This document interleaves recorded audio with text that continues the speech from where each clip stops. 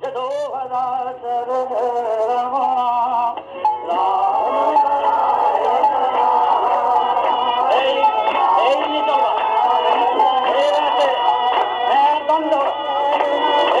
বলবে রাম নারায়ণ রাম নারায়ণ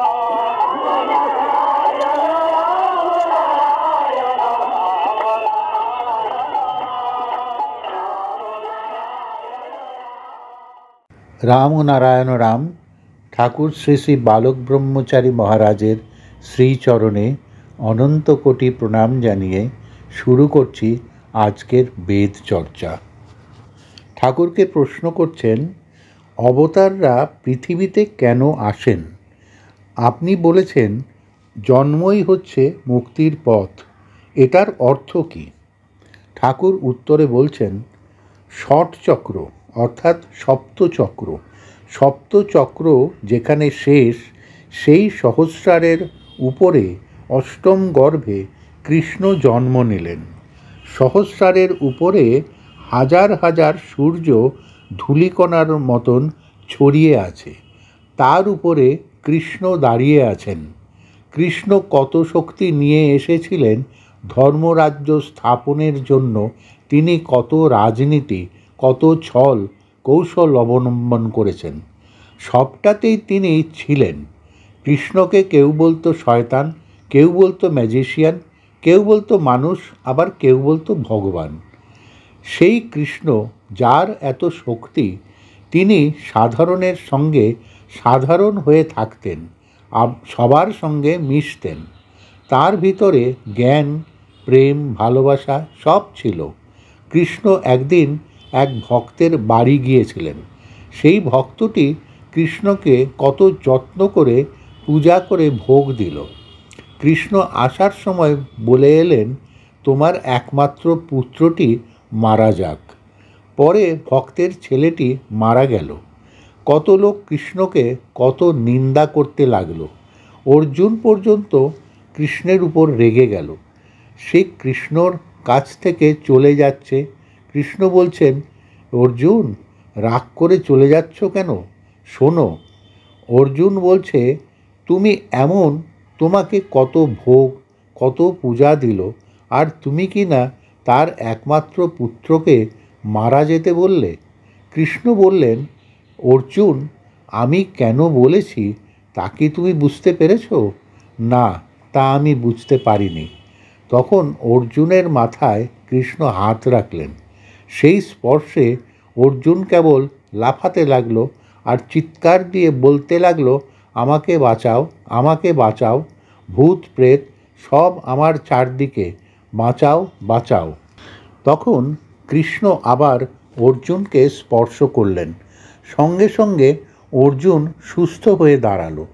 কৃষ্ণ অর্জুনকে বললেন, অর্জুন, তুমি যে লাফাচ্ছিলে আর চিৎকার পাচ্ছিলে, তোমাকে দেখে কত লোক হাসছিল, কত লোক বলছিল পাগল হয়ে গেছে, মাথায় জল ঢালো।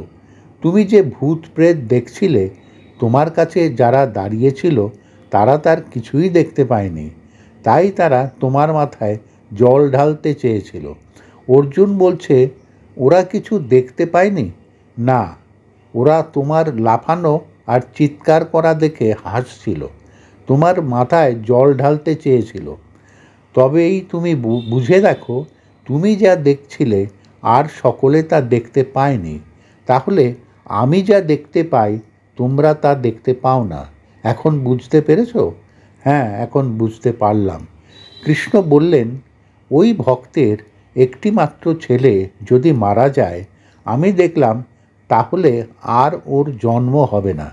ওই একটি জায়গাতে ও আটকে আছে।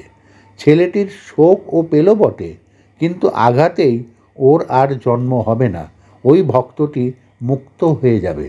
আর যদি ওই ছেলেটিকে আমি রাখতাম, তবে ওই ভক্তের আরও 20,000 জন্ম হতো। 20,000 জন্ম নিলে এক এক জন্মে একটা করে হলেও 20,000 ছেলে ওর মারা যেত। এই জন্মে যদি একটা ছেলেকে মেরেই ওর 20,000 ছেলে আর না মরে এবং 20,000 জন্ম আর না হয়, সেইটা ভালো না এই ছেলেকে রেখে 20,000 জন্ম হওয়া সেইটাই ভালো? অর্জুন বলছে, না, 20,000 জন্মের থেকে এক জন্মেই মুক্ত হওয়া সেটাই ভালো। কৃষ্ণ বলছেন, আমি তো তাই করে দিলাম। তখন অর্জুন কৃষ্ণের কাছে ক্ষমা চাইল। ঠাকুর বলছেন, দেখো, অবতার যারা, ভগবান যারা, তারা অনেক পৃথিবী আছে। সেই পৃথিবীতে এক একজন অনেক শক্তি নিয়ে জন্মগ্রহণ করেন। তারা যখন জন্মগ্রহণ করেন তখন সাধারণের ঘরেই আসেন এবং সবার সঙ্গে সাধারণ হয়ে মেশেন এবং নরদেহ ধারণ করেন বলে তারাও রোগ ব্যথা যাতনা ভোগ করেন।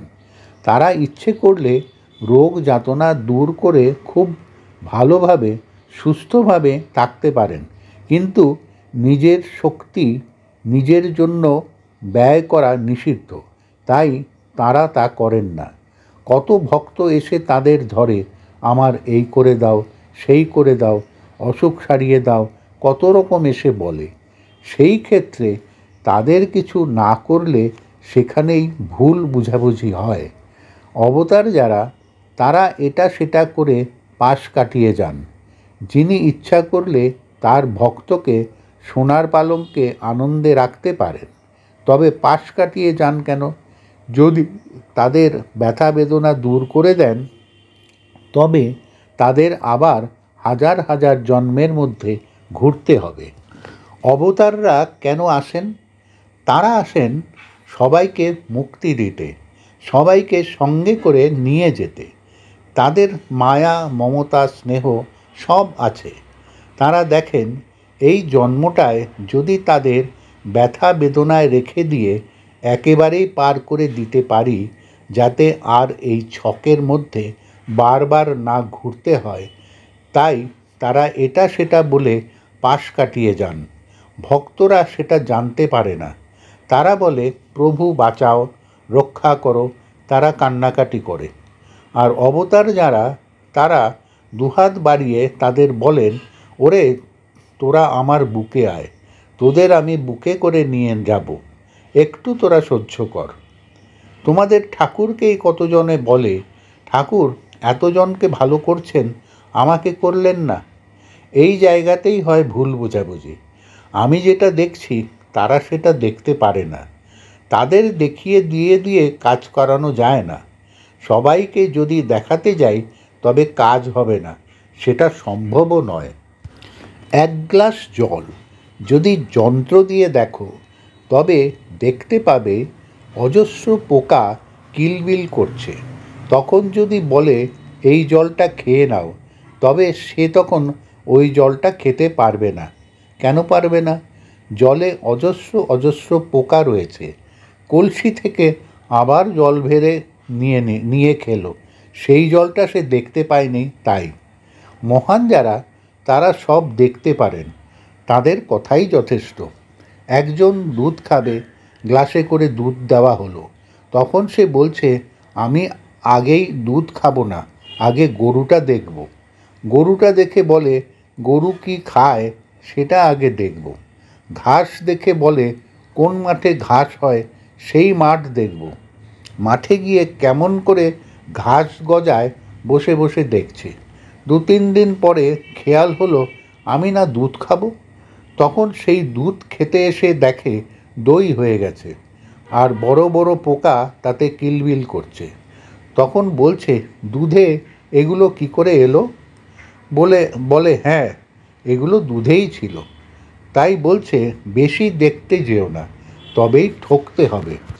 অবতার যারা, তাদের কাছে কিছু চাইতে নেই, শুধু তাদের আদেশ নির্দেশ পালন করে যাও।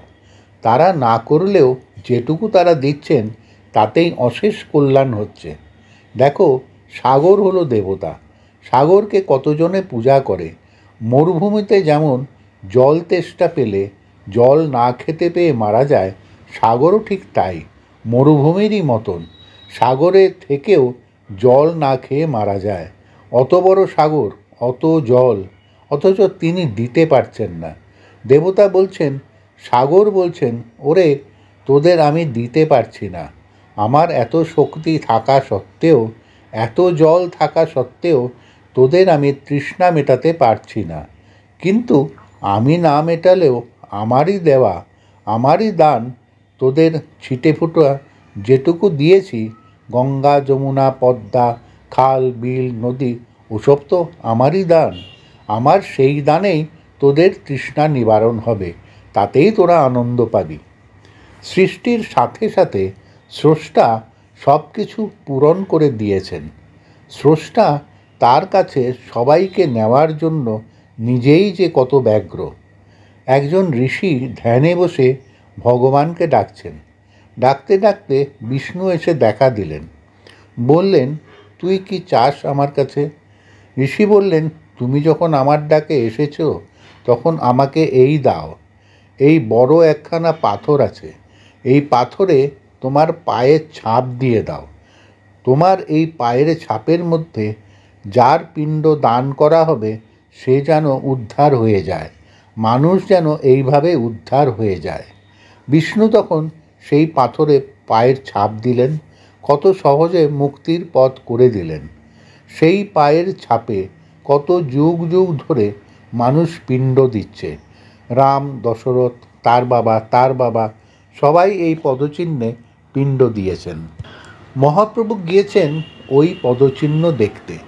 তিনি যখন ওই পাথরে হাত রেখেছেন তখন তার হাত পাথরে টেনে রেখেছেন, যেন মহাপ্রভুকে বুকে টেনে নিচ্ছেন। মহাপ্রভু সেই পাথর জড়িয়ে ধরে আছেন আর ডেকে বলছেন, তোরা দেখ, আমার হাত এই পাথরে টেনে রেখেছে। মহাপ্রভুর কথা শুনে সেখানকার পাণ্ডারা দেখতে এসেছে। তারা দেখে মহাপ্রভু পাথরে হাত দিয়ে বসে আছেন, হাত যেন টেনে রেখেছে, তা আর পাণ্ডারা দেখতে পাচ্ছে না।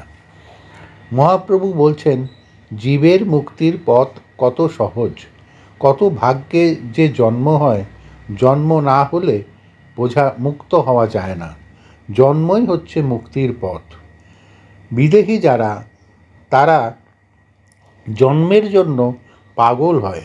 লক্ষ লক্ষ আত্মা বিদেহী হয়ে ঘুরছে, তারা চিৎকার পাচ্ছে, আমাদের জন্ম দাও, জন্ম দাও। তারা এই জীবলোককে দেখছে আর বলছে, ওরা কি ভাগ্যবান, মাত্র 60-70-100 বছরের ভিতরেই ওরা মুক্ত হয়ে যেতে পারে। তারা আফসোস করছে, এত অল্প সময়ে মুক্ত হওয়া যায়, আর আত্মাগুলি 60,000 বছর, 70,000 বছর, লক্ষ বছর ঘুরছে। মহান যারা, তারা তাদের আর্তনাদ শুনতে পান। তারা আর্তনাদ করছে জন্ম নেওয়ার জন্য। তোমাদের যদি কখনো দৃষ্টি খুলে যায় তবে দেখতে পাবে লক্ষ লক্ষ কোটি কোটি আত্মা ঝড়ের মতন ঘুরছে। তারা জীবলোককে বলছে, তোমরা ভাগ্যবান। যে যত স্বল্পায়ু সে তত ভাগ্যবান। আগের দিনে 60,000 বছর, 70,000 বছর লোকে বাঁচত, আর এখন 60-70 বছর, 100 বছর বাঁচে। আগে কি তারা এখনকার থেকে বেশি কিছু করতে পেরেছে? মনে হবে তারা বুঝি এখনকার তুলনায় নাতিপুতি, ঘুতি, তারপর আরও কত কী দেখত, কিন্তু তা তারা দেখতে পেত না। ওই এখনকার মতনই নাতিপুতি পর্যন্তই দেখেছে। এত দীর্ঘদিন বেঁচে থাকা কি যন্ত্রণা! ভগবানকে দেখার পক্ষে, ভগবানকে পাওয়ার পক্ষে একদিনই যথেষ্ট। তোমাদের 40-50 বছর পার হয়ে গেছে, আর যে কটা দিন থাকবে ভগবানকে পাওয়ার পক্ষে তাই যথেষ্ট।